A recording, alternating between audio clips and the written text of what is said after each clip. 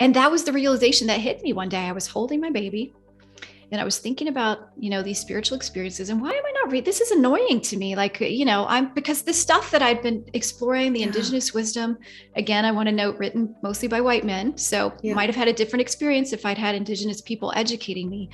But what I was reading, it was really, I felt enlightened stuff. And yet I still didn't see the feminine.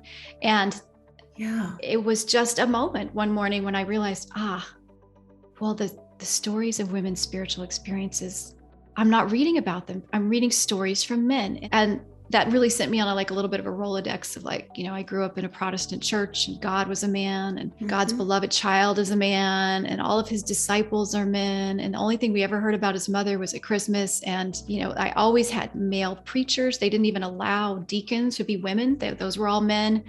Women couldn't be ordained. It was even in, going back to some of the things that I'd studied, taken some courses in Buddhism, been taught by men. Now I know there are women practitioners, but at that moment, it all kind of reinforced this absence of a female perspective.